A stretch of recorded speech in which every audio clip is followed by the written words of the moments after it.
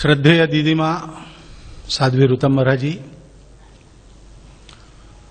आदरणीय श्री नरेंद्र भाई, गुजरात के बहुत जनप्रिय मुख्यमंत्री जी, प्रवीण प्रकाशन के श्रीमान गोपाल भाई जी, प्रवीण भाई जी, उपस्थित नागरिक बंधु, माता भगिनी, पुस्तक आपके सामने है और आप पुस्तक पढ़ेंगे तो सारी बातें साफ हो जाएंगी और आप केवल पुस्तक के बारे में सुनेंगे और पढ़ेंगे नहीं तो बातें साफ होना संभव नहीं, क्योंकि ये बताया गया है पुस्तक नहीं है, अनुभूति है और अनुभूति को अनुभूति से ही जाना जाता है। एक बहुत बड़ी परंपरा अपने देश में सनातन काल से चलती आई है। संत ज्ञानेश्वर महाराज जी ने अपने भगवत गीता पर लिखे भाष्य की इतिश्री करते हुए भगवान से पसायदान मांगा था और उसमें उन्होंने कहा था कि जो चंद्रमा है लेकिन कलंकित नहीं है, जो सूर्य जैसे है लेकिन जिनका ताप लोगों को नहीं होता, सबके साथ सज्जन जैसा व्यवहार करते हुए सबके लिए खटने वाले ऐसे ईश्वरनिष्ठ लोगों की मंडली पृथ्वी पर सबको सदा उपलब्ध रहे। अपने भारतवर्ष में ये होता आया है और वो परंपरा किसी न किसी रूप में चलते रहती है। संघ में भी ऐसी परंपरा चली है। व्यवस्थागत उसका नाम है प्रचारक। इसमें जो पुस्तक में 16 उदाहरण है, सबके सब प्रचारक नहीं है। कुछ तो जीवन में प्रचारक नहीं रहे, गृहस्थ है, ऐसे भी लोग हैं। लेकिन ये जो मैं कह रहा हूं कि वो प्रचारक है अथवा नहीं है, ये व्यवस्था के अर्थ में कह रहा हूं। प्रचारक मात्र एक व्यवस्था नहीं है, वो एक मानसिकता है और उस मानसिकता से जीने वाला प्रत्येक स्वयंसेवक व्यवस्था में वो कहीं भी हो, वो प्रचारक है। अभी 2 दिन पहले हमारे नागपुर के कार्यालय में रसोइये का काम करने वाले मंगल प्रसाद जी का निधन हुआ। 1946 में रसोइये के नाते वो नागपुर के कार्यालय में आए, जिस वर्ष कार्यालय बना उसी समय, और 2008 तक वो लगे रहे। वो एक वैतनिक कर्मचारी नहीं रहे, पहले आए वैतनिक कर्मचारी के नाते, फिर स्वयंसेवक बन गए और उसके बाद उन्होंने अपनी सारी भावना को, अपने अंतःकरण को संघ के साथ जोड़ दिया, तो उनकी सारी कार्यालय की सेवा ये स्वयंसेवक की सेवा बन गई। उसमें कभी उनका लाभ हुआ, कभी नहीं हुआ। संघ पर पहला प्रतिबंध आया, उनको भी कष्ट झेलने पड़े। दूसरा प्रतिबंध आया, उनको भी कष्ट झेलने पड़े। परंतु प्रत्येक स्वयंसेवक की रुचि अरुचि का ध्यान रखते हुए उसको ठीक से भोजन मिले, इसकी चिंता घर में जैसी कोई मां करती है वैसे कार्यालय में वो करते थे। बहुत ज्यादा पढ़े लिखे नहीं थे, लेकिन ऐसे एक अपरिचित व्यक्ति में इस भावना का उदय हुआ। एक व्रत के समान उन्होंने बाकी अपनी आकांक्षाओं का समर्पण करते हुए, घर गृहस्थी वाले थे तो जो कर्तव्य है उसको तो करना है, बाकी सारा समय संघ के कार्यकर्ताओं की, स्वयंसेवकों की, कार्यालय में आने वाले अतिथियों की चिंता, इसी को विषय बनाकर जीवन यापन किया। वो हमारे प्रचारक नहीं थे, लेकिन वो प्रचारक थे। ऐसे व्यक्तियों की परंपरा संघ में है। संघ के मूल डॉक्टर हेडगेवार है, उनके जीवन से यह परंपरा निकली है। उस बहुत विशाल, बहुत व्यापक परंपरा का एक झरोखे से दर्शन हम कर रहे हैं इस पुस्तक के माध्यम से। एक झरोखा है, एक नमूना है। नरेंद्र भाई जी के संपर्क में जो व्यक्ति आए उनके बारे में है, लेकिन ऐसे अनेक उदाहरण है, आज भी है, अनुल्लेखित है। कई उदाहरण ऐसे हैं जो यहां बैठे भी होंगे, मैं उनका उल्लेख करूं तो यहां से जाने के बाद मेरा कान पकड़ा जाएगा, क्योंकि इस निष्ठा के साथ है कि इससे हमको कुछ पाना नहीं है, कुछ पाना नहीं है। अब कार्य की स्थिति बदलती है तो हमारे न चाहे भी बहुत बातें आती है। मैंने कहा कि ये सब अनामिक रहने की चाह रखकर जीने वाले लोग हैं और बहुत से जीवन ऐसे अनामिक चले गए हैं। उसकी सूचियां बनाते समय आज हमको भी बहुत खोजना पड़ता है।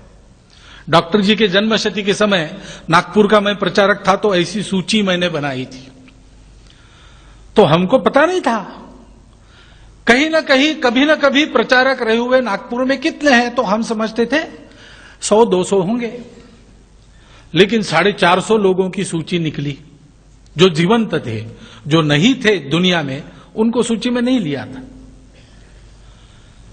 तो ऐसे अनामिक रहने वाले लोग हैं, लेकिन आज संघ अनामिक नहीं रहे। प्रचारक को कुछ नहीं चाहिए, प्रसिद्धि की चाह नहीं है, फोटो मिलते नहीं है, जिनके मिलते हैं उनके संबंधी सगे स्वयंसेवक होने के कारण संकोच करते हैं। अब गुजरात में हमारे पिताजी रहे तो उनका उल्लेख इसमें है। अभी 2-4 दिन पहले चंद्रपुर गया था तो मेरे छोटे भतीजे ने पूछा कि वो कोई प्रवीण भाई है गुजरात के, कई कुछ पुस्तक लिखी जा रही है, उसके लिए उन्होंने पिताजी के फोटो मांगे थे, उसके दादाजी के फोटो मांगे थे। हमने 2 फोटो भेज दिए, सही किया कि गलत किया? मैंने उसको कहा आप कर दिया ना, अब सोचो मत सही किया कि गलत। ऐसा संकोच मन में रखते हैं, लेकिन अब नरेंद्र भाई के साथ बैठना पड़ता है, दीदी मां के साथ बैठना पड़ता है, फोटो निकलते हैं, हमारे भी निकल जाते हैं, कभी कभी छप भी जाते हैं। अभी आता है, इलाज नहीं, हमारी इच्छा नहीं है, टाल नहीं सकते। ऐसी स्थिति होने पर भी हम लोगों के लिए भी कभी कभी इस झरोखे में से झांकना ये उपयोगी होता है। स्थिति बदली है, दशा बदली है, दिशा न बदल जाए।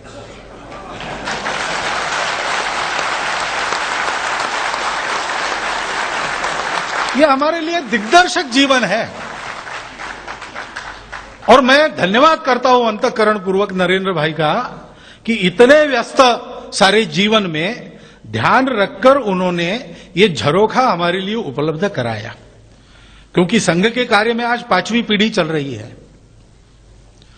तो जब तक ये प्रकाश में नहीं आएगा तब अपनी परंपरा का पता नहीं चलेगा, किस कुल में हम जन्मे हैं, क्या हमारा पूर्व गौरव है, क्या हमारा परिचय है, उसके आधार पर तो आगे चलेंगे। उसका स्मरण इससे होता रहेगा, ये हमारे लिए लाभ है और दुनिया के लिए भी लाभ है। ये पुस्तक कहा गया पुस्तक परिचय में कि ये प्रचार पुस्तक नहीं है, ये विचार पुस्तक है। और मैंने स्वयं आज पुस्तक को देखा, पिताजी यहां प्रचारक रहे, इसलिए मैं बोल तो नहीं सकता गुजराती, लेकिन पूरा समझता हूं, पूरा पढ़ता हूं।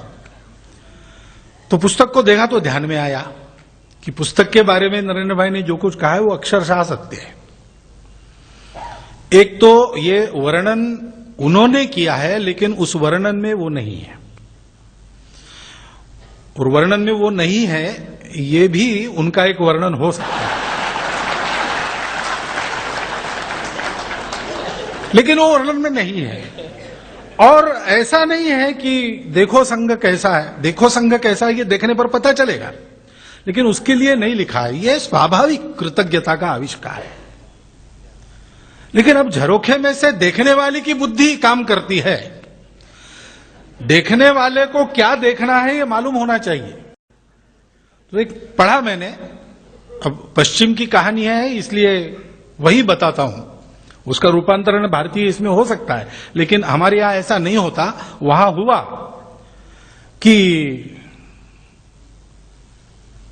गया एक किसी वहां के महापुरुष का अश्वारूढ़ मूर्ति को एक पिता वहां का अपने पुत्र को दिखा रहा था कि कैसी अपनी वीर परंपरा, देखो ये कैसा वीर है, उन्होंने ऐसे लड़ाइयां जीती, ऐसे शत्रुओं को नामोहरम करिए, देश की ऐसी सेवा की, ऐसे पराक्रम किए, ऐसा बलिदान किया, ये सारा बताया।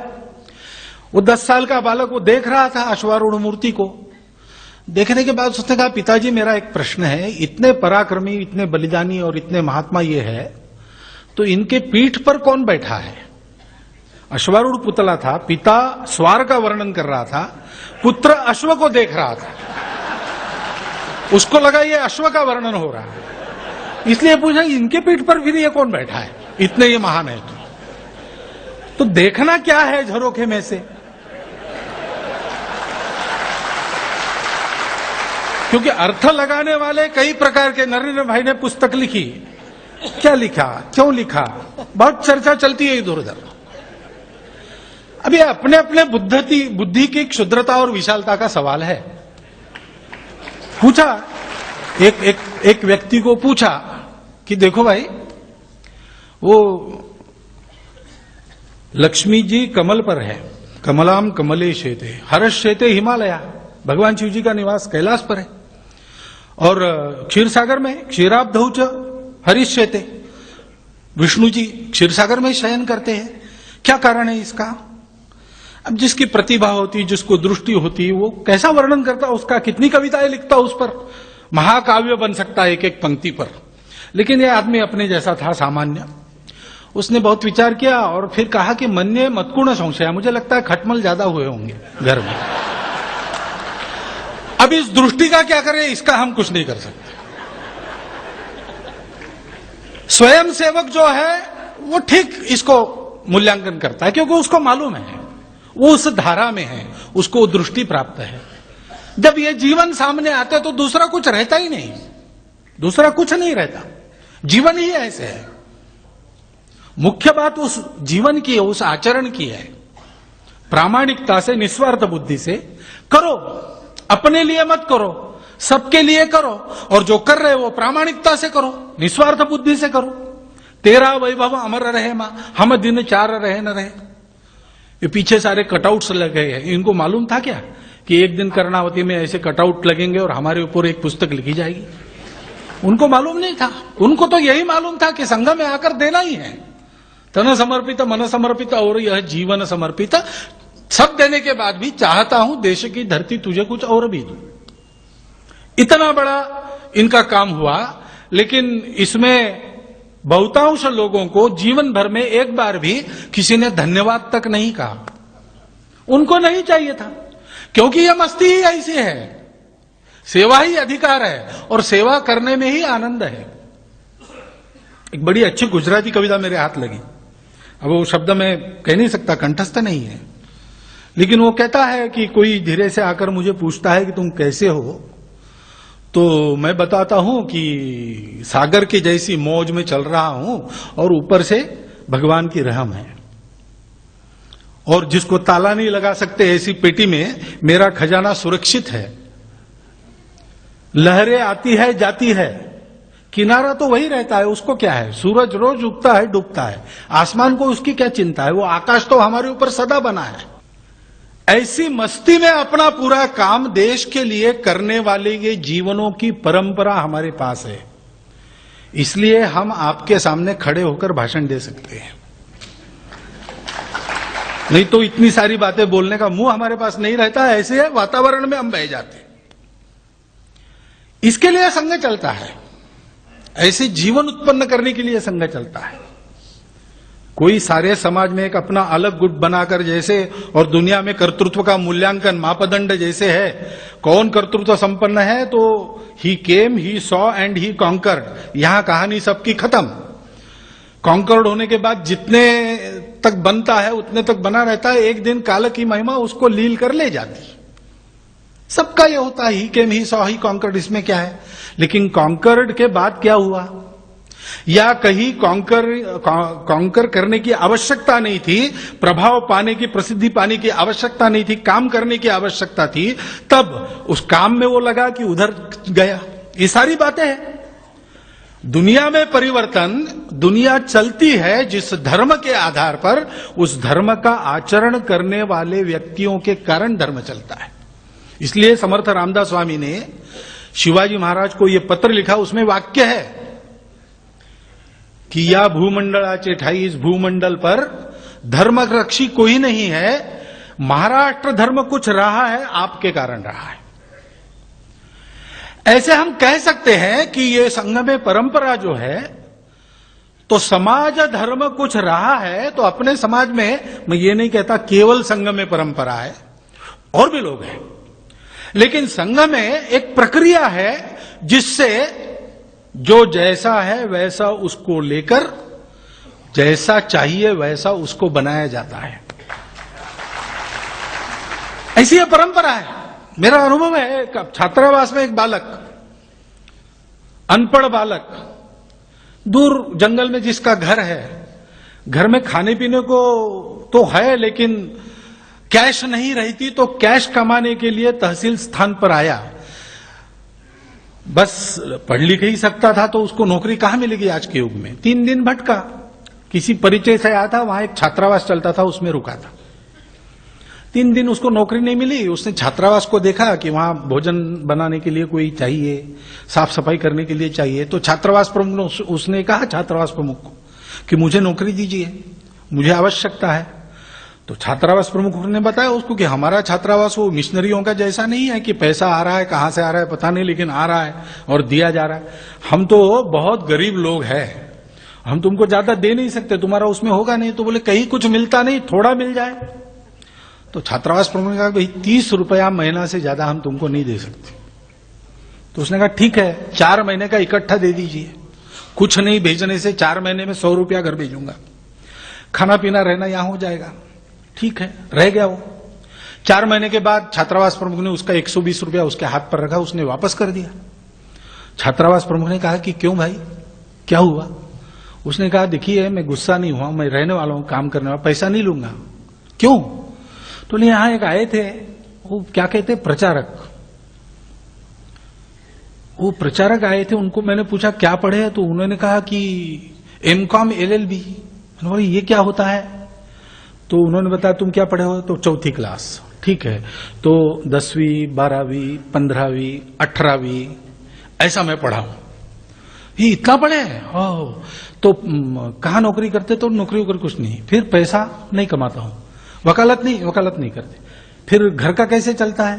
तो घर बार मेरा अपना नहीं है, पिताजी भाई वगैरह है वो अपना चलाते हैं, मेरी घर गृहस्थी नहीं। क्यों नहीं है? ये काम करना है, इस काम का कोई मिलता कुछ नहीं मिलता है, तो फिर आप क्यों करते हैं? तो अपने लोगों के लिए करना है।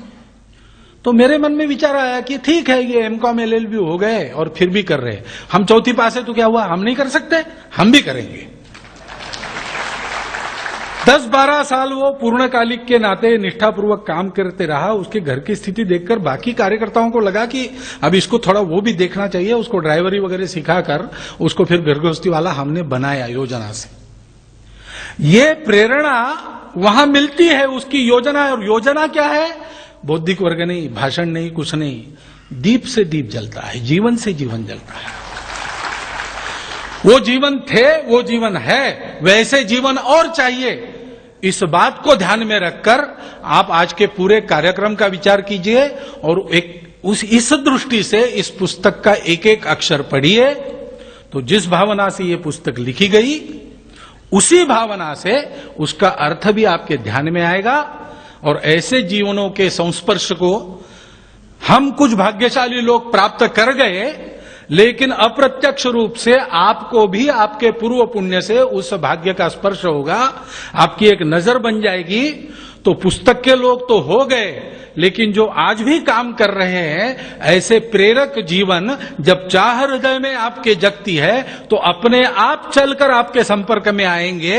ऐसा भाग्य हम सबको मिले, इस शुभकामना के साथ आप सबको धन्यवाद देता हुआ मैं अपनी कारशब्द समाप्त।